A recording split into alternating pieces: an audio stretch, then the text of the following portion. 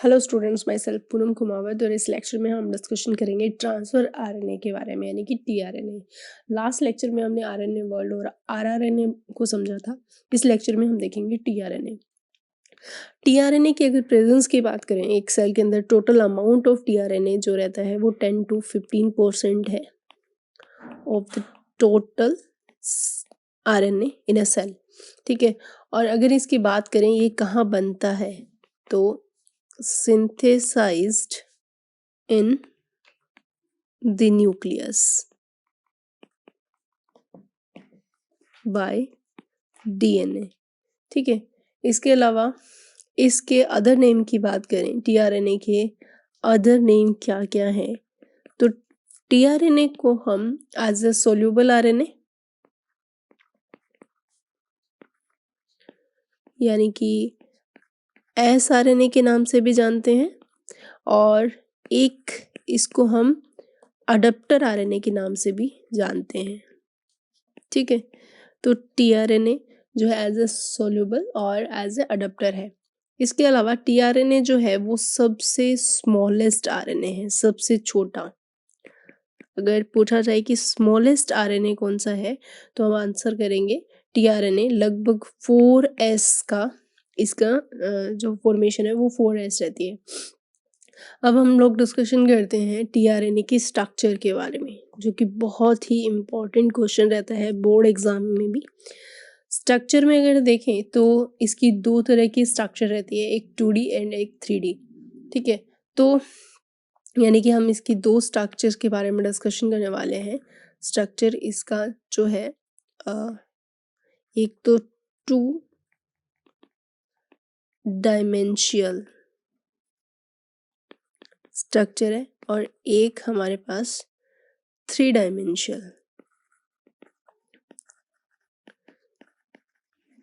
Structure, यानी कि 2D structure और 3D स्ट्रक्चर। इसकी जो 2D स्ट्रक्चर है वो as a clover leaf model के नाम से जानी जाती है, जो हॉली ने प्रेजेंट किया था। और 3D स्ट्रक्चर जो है वो एल इन्वर्टेड एल शेप रहती है, जो किम ने डिस्कवर किया था। तो 2D स्ट्रक्चर तो कैसी है इसकी, as a clover leaf model. ठीक है, और जो 3D स्ट्रक्चर है उसके अंदर ये as a inverted L shape में दिखाई देता है। ठीक है, तो पहले हम इसकी 2D स्ट्रक्चर के बारे में डिस्कशन करते हैं। तो 2D स्ट्रक्चर ऑफ टीआरएनए। ठीक है, 2D स्ट्रक्चर के बारे में अगर हम बताएं तो ये स्ट्रक्चर किसने दी थी, हॉली ने प्रेजेंट की थी एज अ मॉडल के फॉर्म में।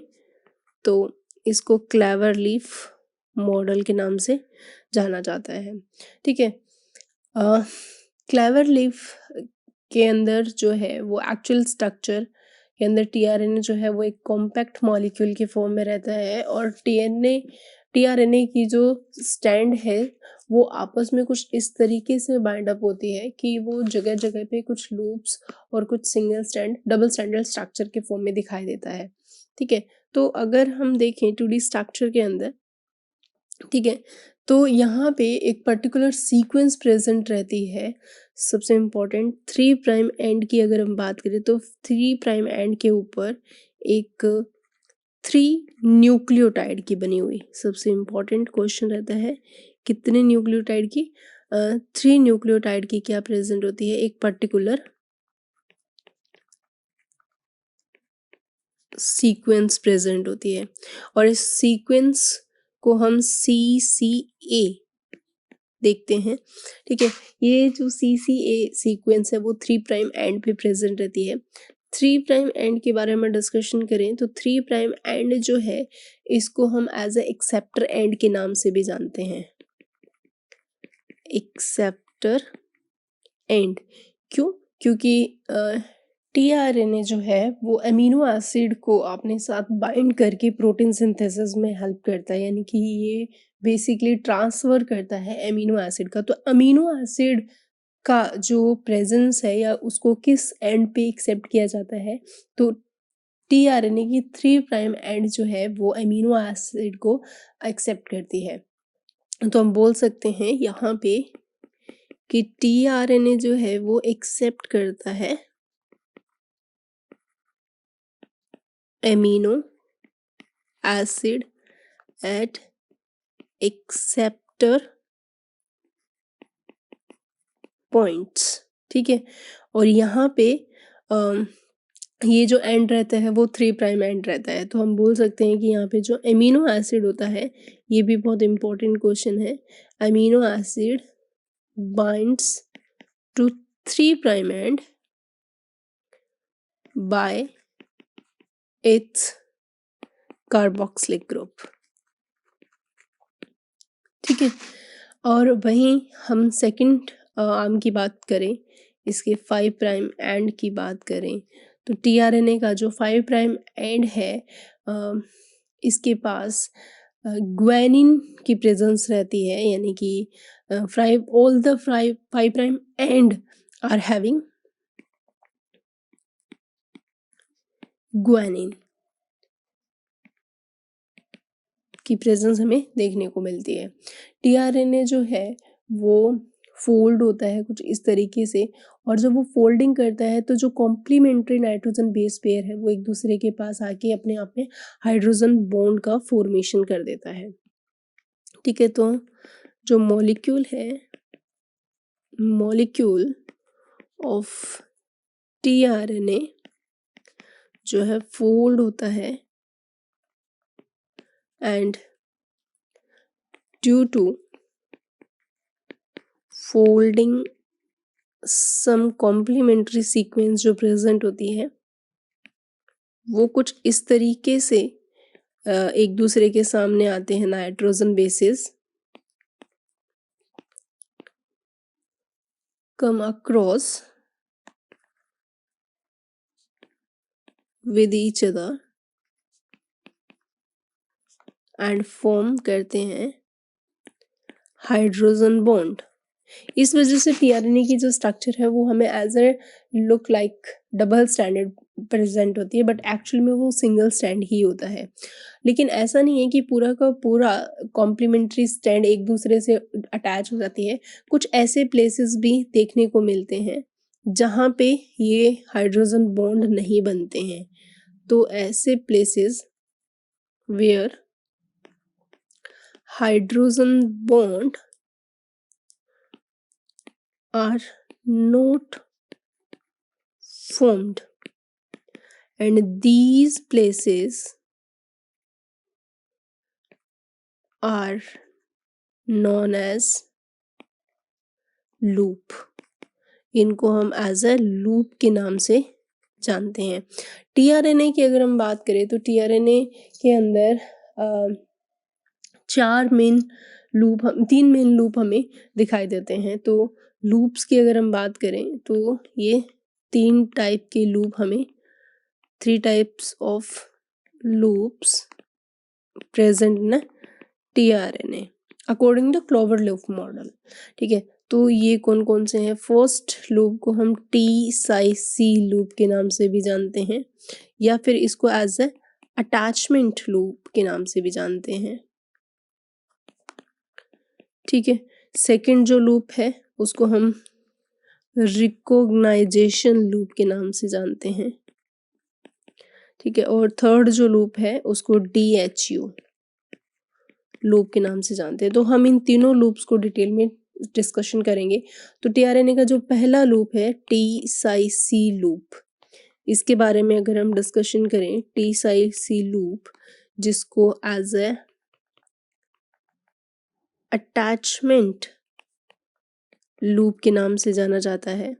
ये क्या करता है? ये लूप कनेक्ट करता है टीआरएनए को to the large sub unit of ribosome. That is the important point, यानी कि this loop connects tRNA to the larger subunit of ribosome, ठीक है। जैसा कि हम लोग सब जानते हैं कि इस तरीके से स्मॉल यूनिट और ये है लार्ज यूनिट, ठीक है, और बीच में यहाँ पे mRNA की प्रेजेंस रहती है 5 प्राइम टू 3 प्राइम, ये क्या है, mRNA है, ठीक है। और ये हमारे पास राइबोसोम है। तो राइबोसोम की लार्ज यूनिट के साथ जो बाइंडिंग होती है दैट इज tRNA की, वो किस लूप से होती है, टी-साइसी लूप से, यानी कि अटैचमेंट लूप से होती है। सेकेंड लूप अगर हम डिस्कशन करें तो वो है रिकॉग्नाइजेशन। रिकॉग्नाइजेशन लूप का मतलब है कि mRNA पे कोडोन प्रेजेंट होते हैं, तो इनके जस्ट कॉम्प्लीमेंट्री सीक्वेंस यहाँ पे एंटी कोडोन के फॉर्म में इस लूप के अंदर देखने को मिलती है, इसीलिए इसको as a anticodon loop के नाम से भी जानते हैं। इस लूप के बारे में अगर डिस्कशन करें, द मोस्ट स्पेसिफिक लूप अगर पूछा जाए, मोस्ट स्पेसिफिक लूप tRNA का जो रहता है वो रिकॉग्नाइजेशन लूप रहता है। And different type of tRNA की बात करें, लगभग 61 टाइप ऑफ tRNA प्रेजेंट होते हैं, तो इनके अंदर different types of tRNA are different due to this loop, यानी कि इसी लूप के अंदर डिफरेंस होने की वजह से different type of tRNA present रहते हैं। यहाँ पे इस लूप के ऊपर एक स्पेसिफिक सीक्वेंस प्रेजेंट रहती है, स्पेसिफिक सीक्वेंस ऑफ 3 न्यूक्लियोटाइड्स की, ठीक है। इस स्पेसिफिक सीक्वेंस को क्या बोला जाता है, एंटी कोडोन के नाम से जानते हैं, जो इस लूप पे प्रेजेंट होती है, ठीक है। tRNA जो है recognize its place on the mRNA with the help of this anticodon, that is the important point कि इसी एंटीकोडोन से ही RNA जो है वो रिकॉग्नाइज करता है अपनी जगह को, place on mRNA with the help of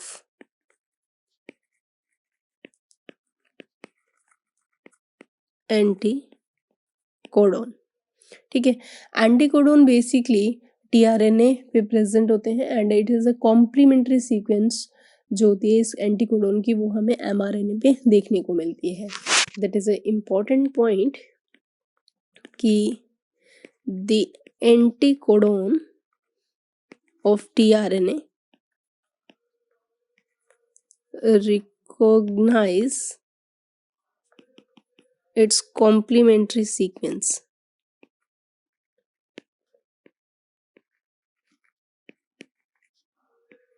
on mRNA, ठीक है।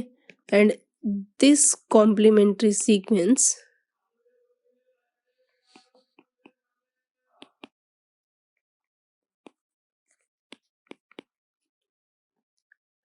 is known as कोडोन, इसको हम एज ए कोडोन के नाम से जानते हैं। डायग्राम में देखें तो इस तरीके से ये लूप हमें दिखाई देते हैं। ये 3 प्राइम एंड है जहाँ पे अमीनो एसिड आके अटैच होता है, स्पेसिफिक सीक्वेंस यहाँ पे प्रेजेंट होती है एंड 5 प्राइम के ऊपर ग्वानिन की प्रेजेंस रहती है।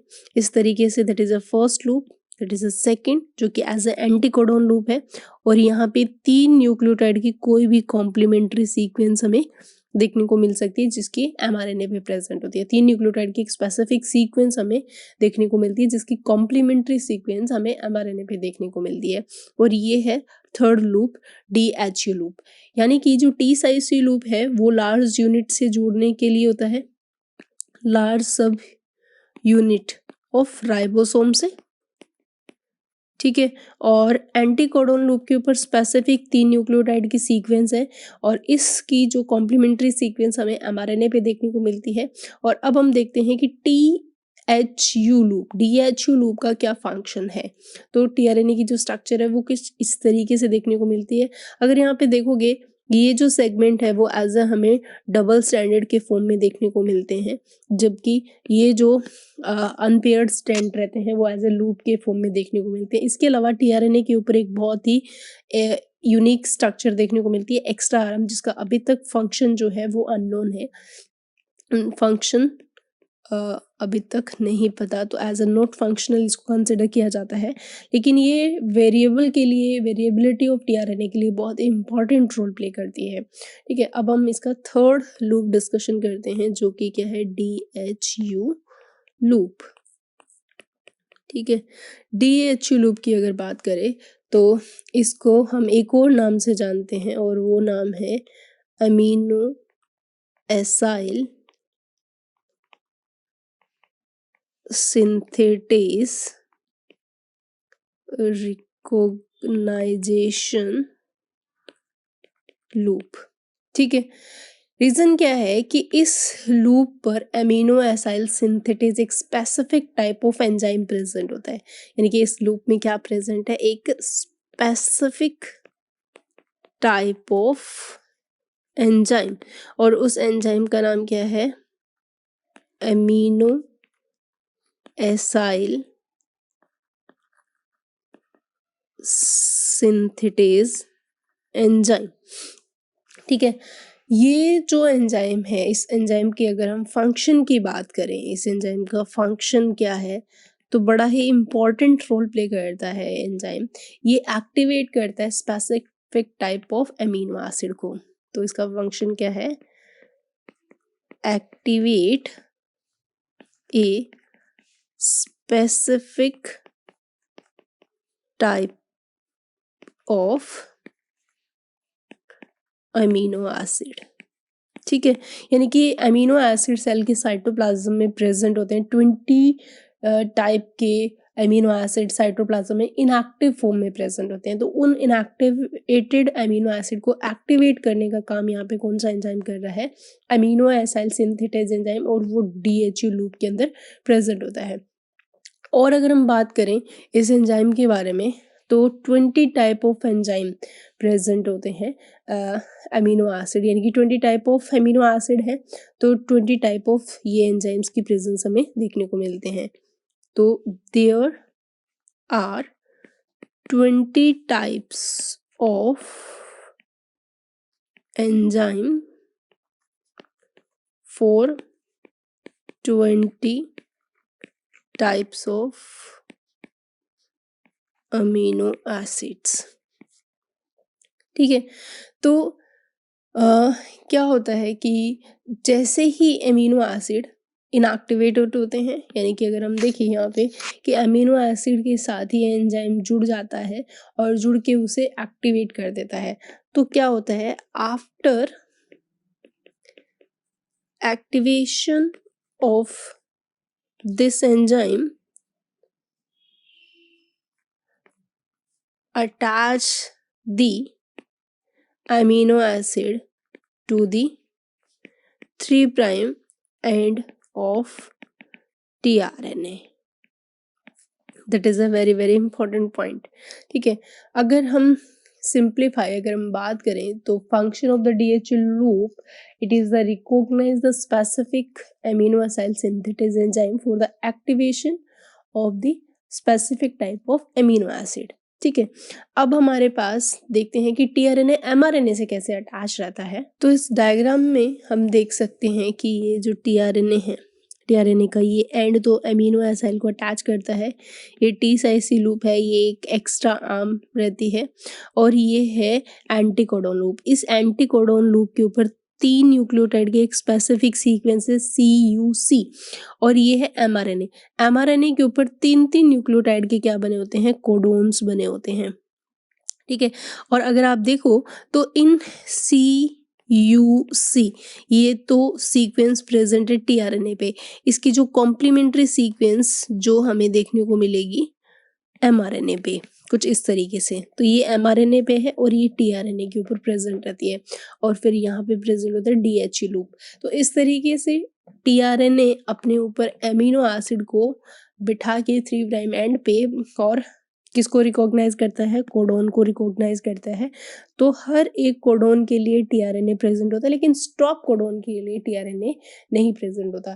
तो टोटल कोडोन का नंबर 64 होता है, जबकि 3 स्टॉप कोडोन होते हैं। तो टोटल टाइप ऑफ टीआरएनए अगर आपसे पूछा जाए तो 61 टाइप्स ऑफ टीआरएनए की जो प्रेजेंस हमें एक सेल के साइटोप्लाज्म में देखने को मिलती है। तो ये था टीआरएनए। और अब हम लोग डिस्कशन करेंगे लास्ट टाइप ऑफ आरएनए, जो है as a messenger RNA. Messenger RNA, जिसको हम एज ए एमआरएनए के नाम से जानते हैं। मैसेंजर आरएनए बहुत ही इम्पॉर्टेंट है। वैसे तो देखो, अगर हम देखें कि डीएनए है, और डीएनए से तीनों टाइप के ही आरएनए बनते हैं। एमआरएनए भी बनता है, और आरआरएनए भी बनता है, और टीआरएनए भी बनता है। ठीक है, ये दोनों तो हेल्प करते हैं, लेकिन बेसिकली किस तरीके का प्रोटीन बनेगा वो कोडोन के फॉर्म में इंफॉर्मेशन एमआरएनए पे रहती है, जो कि आगे क्या बनाने में हेल्प करेगी? प्रोटीन फॉर्मेशन में हेल्प करती है। ठीक है, तो एमआरएनए जो है वो मैसेज लेके आया है किससे? डीएनए से। और यानी कि यहाँ पे यूँ बोल सकते हैं, पॉलीमर ऑफ न्यूक्लियोटाइड वो अब डिसाइड करेगी पॉलीमर ऑफ एमिनो एसिड को। ठीक है, सो यहाँ पे मैसेंजर वर्ड यूज इसीलिए किया जाता है क्योंकि यहाँ पे जेनेटिक इंफॉर्मेशन जो आगे ट्रांसमिट होती है वो with the help of mRNA ही हो रही है। एमआरएनए के अगर हम अमाउंट की बात करें तो एमआरएनए जो है वो लगभग 1 से 5% इसकी प्रेजेंस रहती है ऑफ द सेल के टोटल आरएनए में। ठीक है, इसके अलावा इस आरएनए की डिस्कवरी यानी कि नेम जो है इस आरएनए का, एमआरएनए किसने दिया? तो name given by Jacob and Monod ने दिया mRNA name. And mRNA produce by the genetic DNA in the nucleus, यानी कि ये एमआरएनए को कौन बना रहा है? जेनेटिक डीएनए बना रहा है, जो कि एज ए प्रोटीन बनाने के लिए रिस्पॉन्सिबल है। आगे तक इंफॉर्मेशन प्रोटीन के फॉर्म में जाने वाली है। सो यहाँ पे ये बनता कहाँ है? यानी कि इसकी जो सिंथेसिस कहाँ होगा? न्यूक्लियस में। ठीक है, ये भी न्यूक्लियस में प्रेजेंट होता है। एमआरएनए जो है सबसे कम स्टेबल है, तो that is a important question. It is a least stable RNA.